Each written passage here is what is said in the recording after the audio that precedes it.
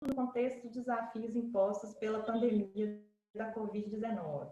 Hoje nós temos o prazer de abrir a semana recebendo o professor Carlos Augusto Gadelha, que é um dos maiores especialistas do país na discussão sobre saúde, desenvolvimento e inovação. O professor Gadelha é doutor em Economia pelo Instituto de Economia da Universidade Federal do Rio de Janeiro, é coordenador das ações de prospecção da presidência da Fiocruz e também professor e pesquisador da Escola Nacional de Saúde Pública da Fiocruz. Possui vasta produção científica e é líder do grupo de pesquisa Desenvolvimento Complexo Econômico Industrial e Inovação em Saúde.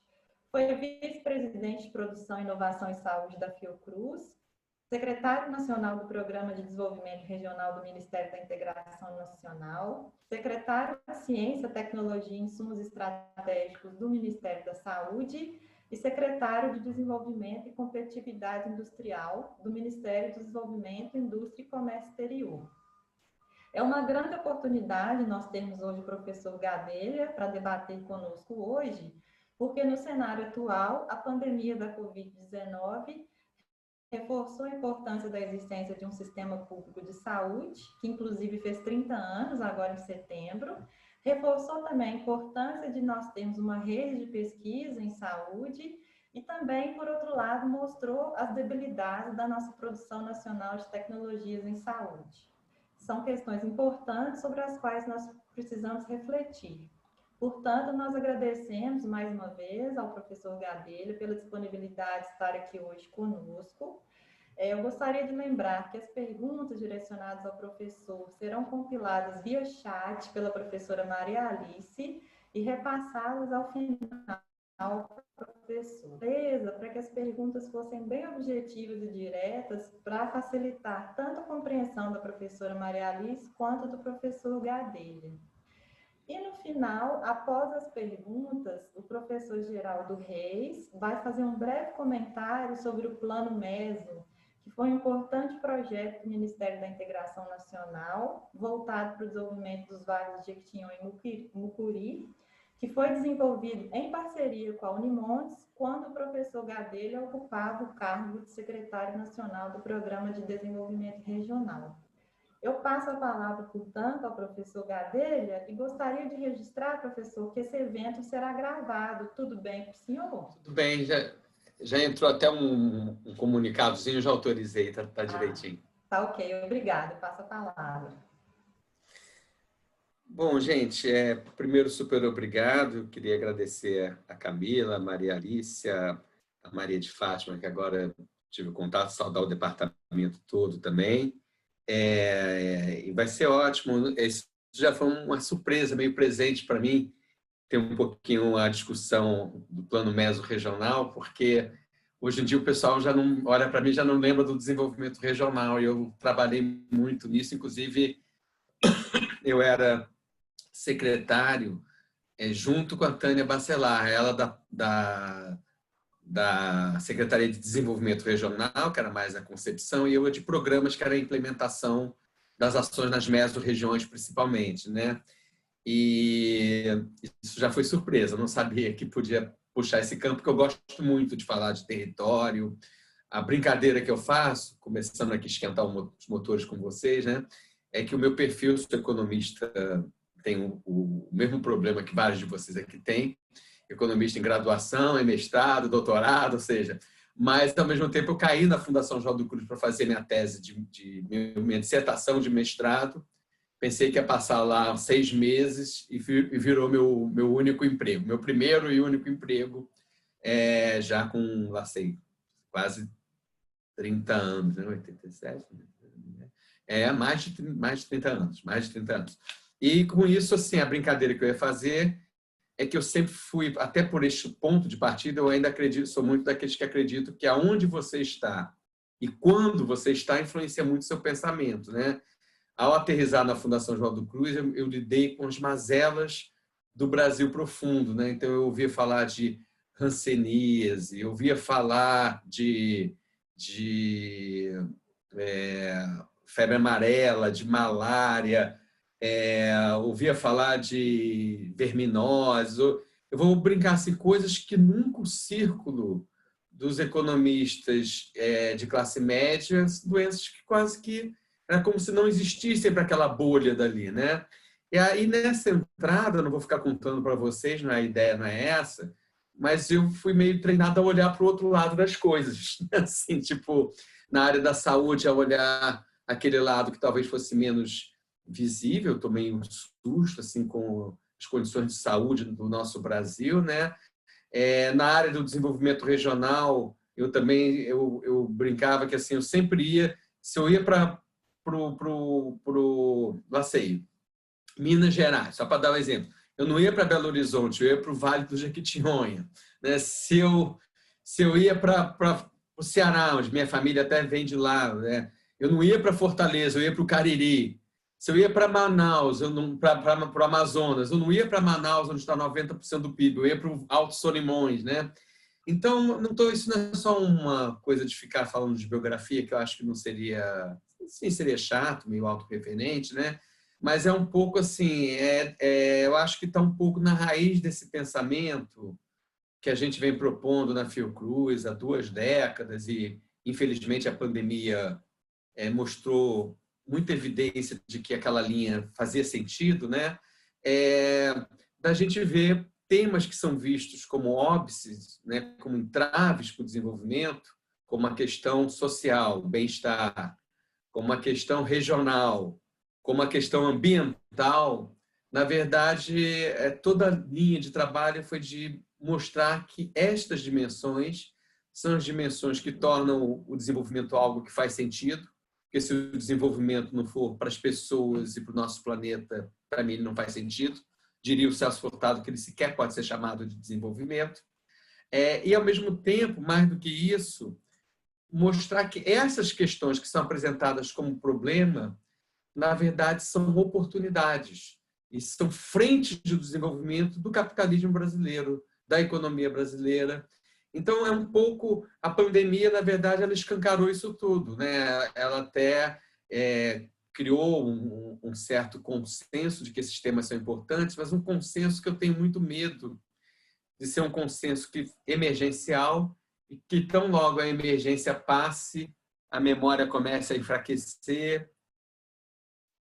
e a gente volte ao velho, né, normal, né? Ou a um novo normal, que é a única novidade que tem. Vamos mudar um pouco o comportamento, vamos usar plataforma. Isso não é novo normal, isso é o velho e bom normal, com os novos instrumentos que estão às nossas mãos, que devem ser usados, né?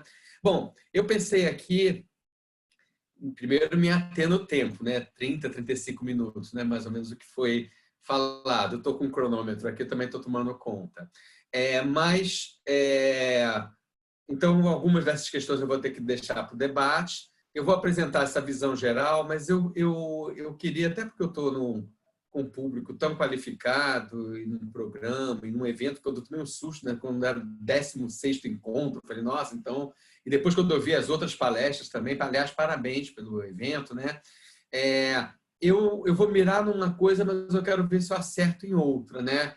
Eu vou falar da relação saúde e desenvolvimento, mas eu queria ver se no debate a gente podia explorar mesmo até a visão maior de desenvolvimento para além da questão da saúde, né? Assim, como é que a gente pode discutir isso, e um pouco os desafios que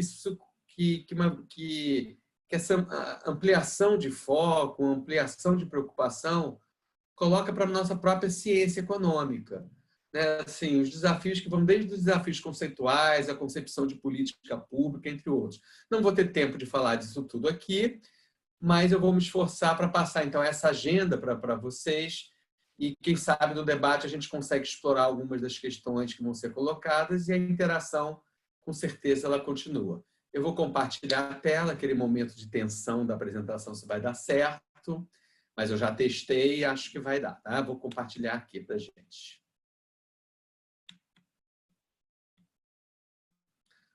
A primeira coisa é que, quando eu saio de lá, eu tenho que abrir de novo o PowerPoint. Eu vou lá só abrir o PowerPoint, um minutinho só.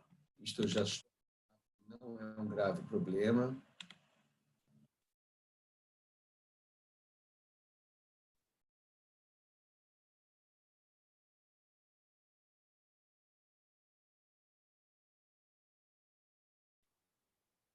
E aqui, deixa eu ver se agora o compartilhamento... Compartilhou a tela com vocês, gente? Sim, está aparecendo. Tá ótimo. Deixa eu só... para ver bem a imagem, tudo certinho, né? Então, a ideia é que eu vou tratar do tema aqui que foi proposto, né?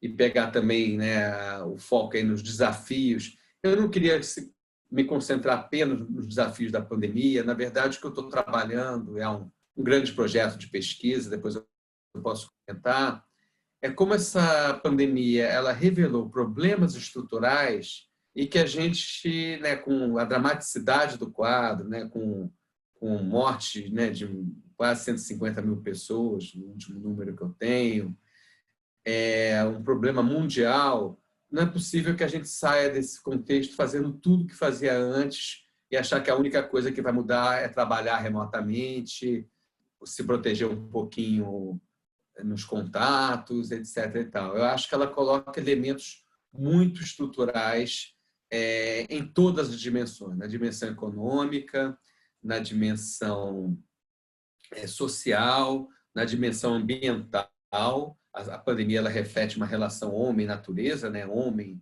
né? Você tem a cadeia de transmissão envolve vírus, envolve animal, envolve a própria relação do homem-natureza, e a dimensão do próprio padrão de desenvolvimento que a gente segue, né? Diversos elementos dessa pandemia já estavam anunciados. Antes teve a SARS, teve a MERS, que era um coronavírus, teve o Ebola, teve o H1N1. Na verdade, o nosso sistema de ciência, tecnologia e inovação, e o nosso sistema produtivo tecnológico, ele não estava preparado para ser resiliente e para ser resistente ao contexto atual, nessas três dimensões que eu mencionei, na dimensão econômica, na tecnologia da inovação e na dimensão de lidar com a própria natureza, né? Bom, a ideia que a gente vem trabalhando, eu vou retomar isso aqui com vocês, né? Num período recente, eu lidero um grupo de pesquisa, isso já virou política pública, não dará tempo de entrar nisso aqui, mas como é que a gente pensa o bem-estar e a qualidade de vida. Tomando o mote da saúde, né? Eu venho da Fundação Oswaldo Cruz, né? Então, me dediquei muito a isso, mas, como até foi mencionado aqui, isso se aplica à questão ambiental, à questão territorial, à questão da mobilidade urbana, ou seja, na verdade, o que eu estou trazendo para vocês é um paradigma, é uma forma de olhar o processo de desenvolvimento, né? No campo da saúde, a gente pode dizer que, pelo menos, envolve três dimensões indissociáveis.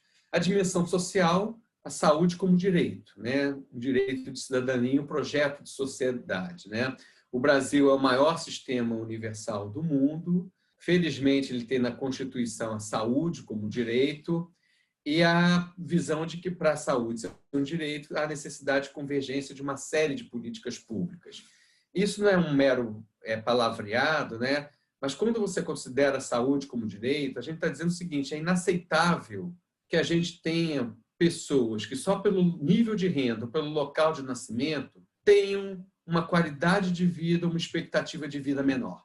Se na viagem de avião, né, é aceitável que a gente hierarquize a população na primeira classe, na classe executiva. Hoje em dia, quando a gente pega o avião, eu fico assim, qual a letra que eu caí, né? A letra G, a letra E. Porque cada um é mais 2 centímetros de distância. Isso para você colocar as pernas, felizmente eu não sou alto, então não tenho grandes problemas com isso, mas o fato aqui é que a gente não pode, é inaceitável do ponto de vista de uma ética social que, por exemplo, eu tenha pessoas que têm expectativa de vida de 80 anos, outras de 70, outros de 60, somente determinado pelo local de nascimento e pelo nível de renda.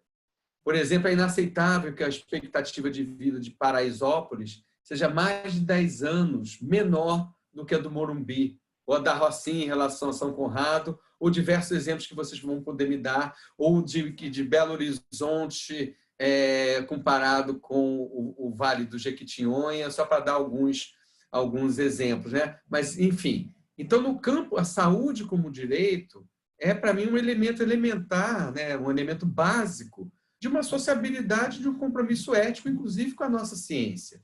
A saúde não ser direito significa que uns têm mais direito à vida do que os outros. Eu acho isso, né? Então, a gente tem que falar as coisas como elas são. E não, temos sistema universal, não temos o SUA. Não, eu estou falando antes disso, né? Mas a nossa proposta é que a gente, então, primeiro, o ponto de partida é o bem-estar, a qualidade de vida como um direito e como um objetivo último da própria atividade econômica. De outro lado, aí o campo do bem-estar e o campo da saúde, em particular, é uma grande alavanca para o desenvolvimento econômico e para a inovação. Tá? A saúde, ela liderou e teve entre as áreas líderes da terceira revolução tecnológica. Com a quarta revolução, pensem aí, podem falar qualquer inteligência artificial, centralidade em saúde. Big Data, centralidade em saúde. Tecnologia aditiva, impressão 3D, centralidade na saúde. Papel no PIB, né? A população está envelhecendo, nós temos uma característica, o ser humano. Nós não queremos morrer e nós queremos viver com boa qualidade de vida. São características legítimas.